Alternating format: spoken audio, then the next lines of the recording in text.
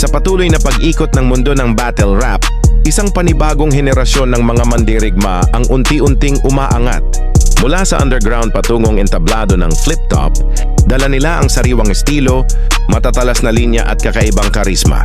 Sa video na to, pag-uusapan natin ang The Future of Flip-top, the rise of the next generation of champions, sino-sino.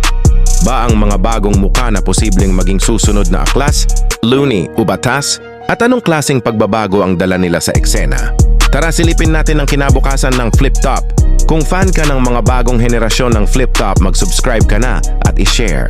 Ang Flip-Top Battle League ay patuloy na nagiging masigla at makulay sa pagpasok bagong henerasyon ng mga MC na handang ipakita ang kanilang husay sa larangan ng rap battle. Sa taong 2024, isang artikulo mula sa Flip-Top ang magbibigay diin sa pag-usbong ng mga bagong talento na nagpapakita ng malaking potensyal sa industriya. Isa sa mga itinuturing na ngungunang bagong henerasyon ng MC ay si GL, Gilbert Campo. Ayon sa isang artikulo, siya ang isa sa mga pinakamahuhusay sa kanyang henerasyon sa kabila ng bagiging 31 na taong gulang at kamakailan lamang sumali sa isabuhay tournament ng flip-top. Sa kasalukuyan, ang flip-top ay nag-aalok ng iba't ibang format ng laban tulad ng 2x2, 1-on-1, 5-on-5 at Royal Rumble na nagbibigay daan sa mga bagong MC na maipakita ang kanilang talento sa iba't ibang paraan.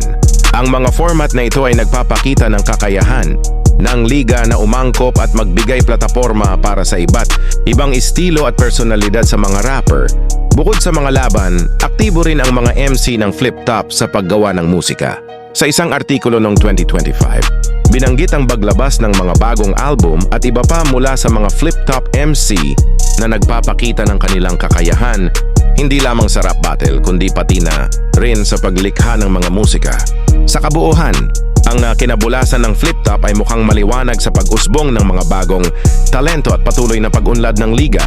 Ang pagsasama ng tradisyonal na elemento ng battle, rap at ang pagyakap ng mga bagong ideya at talento ay nagsisigurong mananatiling relevant at makabuluhan ang flip-top sa industriya ng hip-hop sa Pilipinas. Ito, ipapakita ko ng gabi, ito ang lamay mo. Iyong ba ang hinihiling? Dito pinyag, ito ang iyong libing. Kaya nga, pakinig ng mabuti. Yung kalaban ko, talagang mahuhuli yan. Tangin na tuwing ang pangit yan. Bigyan nyo nga ng jacket yan.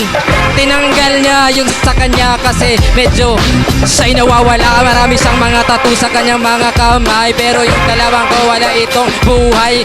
Sige, ako na ngayon ang mapapatay. Pero hahabulin kita sa kabilang buhay. So bilang, ako na ngayon ang mapapatay. Pero hahabulin kita sa kabilang buhay. So bilang, ako'y bumabaon. Bibigyan kita ng 1,000 para na ipapasahin mo doon. Joke lang yun, wala akong pera na ngayon.